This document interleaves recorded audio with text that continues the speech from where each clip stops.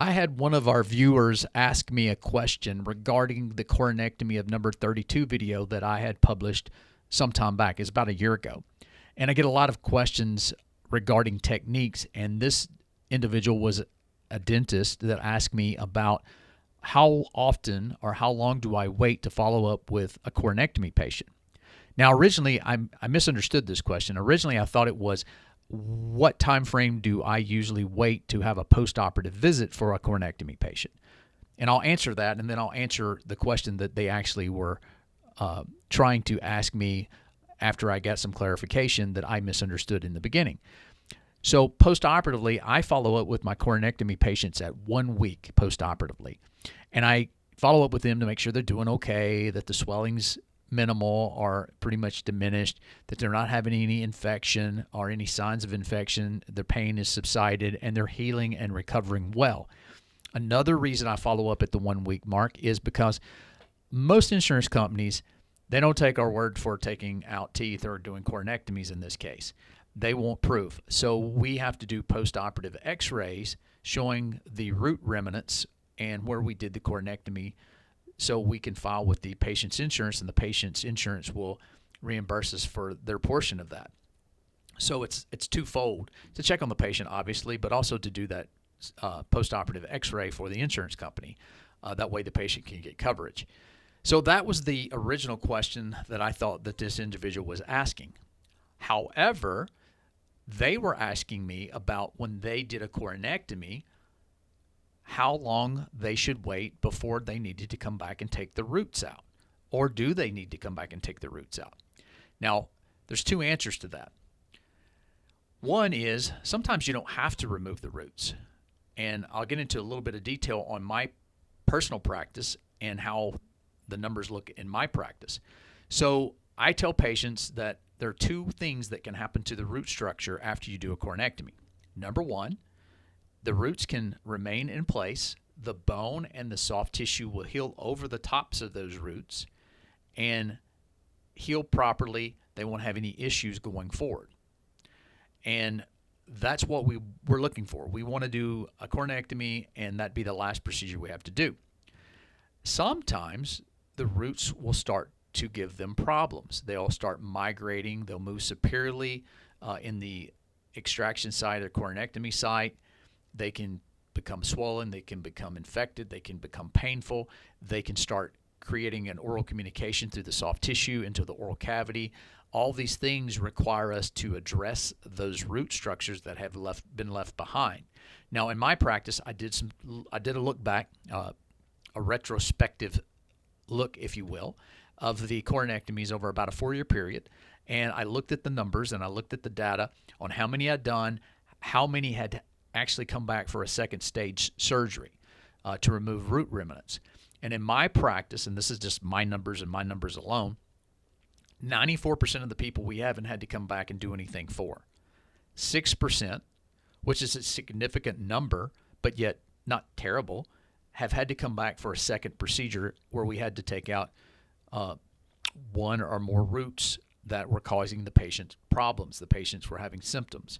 Now, sometimes they weren't necessarily having symptoms, but they went for follow-up with their general dentist, and their general dentist identified these areas of concern around those coronectomy sites and sent them back for us to reevaluate. And in fact, these root tips had migrated and were causing the patient some issue. They just weren't complaining about them, and we had to schedule them for a secondary surgery.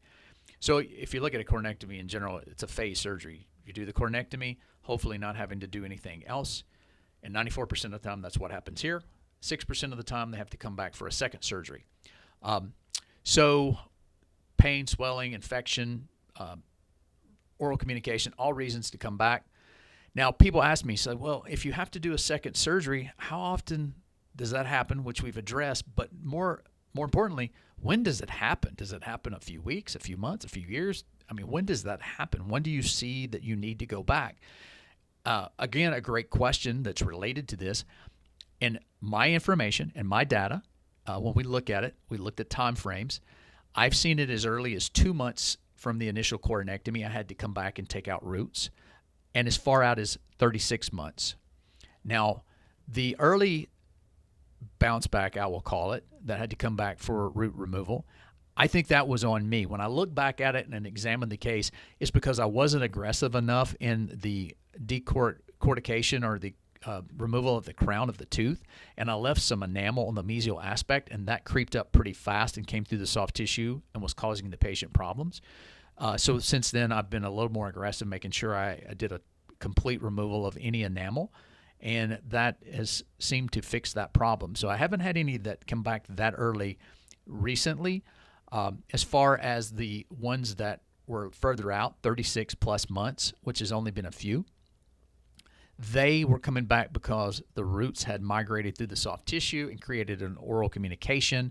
The patient necessarily wasn't having pain or problems, but noticed it. It was sharp, it was jagged, and they were causing them some issues as far as being a little uncomfortable when they put their tongue on it and during their meals and when they were chewing in that area.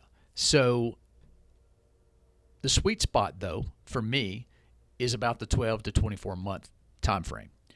After 12 months, between 12 and 18, 12 and 24 months is when I've seen the most number of patients need to come back to have this done.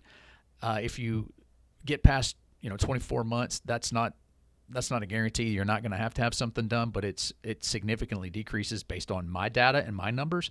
So I tell people, hey, if you get through the first year, the second year without any issues, there's a good chance you won't have any issues, but don't be surprised if at around 12 to 18 to 24 months in that time frame, you're going to start having issues with these roots starting to present problems for you, and you'll have to come back and see me or someone like me to have these things addressed and removed, which we do. We just go back in, I sedate the patient again, same as if we were doing an extraction of a third molar or impacted third molar, and we retrieve those root tips.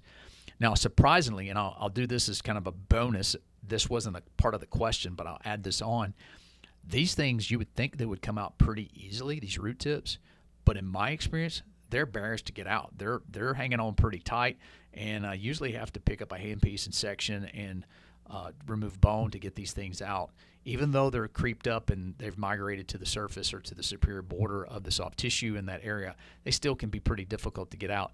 I've had a couple that got infected that were a little easier retrieval, but for the most part, they're pretty hard to get out, and they don't look like they should be or would be, but they are. So that's just some follow-up questions to the coronectomy video for the dental professionals out there that are doing these or want to do these, or have patients that have had coronectomies, whether they did them in their office or maybe you referred them out and the oral surgeon did the coronectomies, to help you address those questions as they come through with these particular patients. If you have any more questions, you can certainly go over to our YouTube page at Surgical Confidence channel and go to the community tab, and you can go in there and communicate with me. If you have questions, a lot of times just answer them there. You can make comments on the videos themselves. I'll see those come through and I can answer those as I see them. And sometimes I can make a video like this one just to kind of generally address the question. And if you want to get credit for that question, I'm happy to do so. I want to thank the viewer for sending that in and asking me specifics, because it helps me understand where I'm missing information in the videos, and hopefully we can improve them as we go forward. Thanks for listening.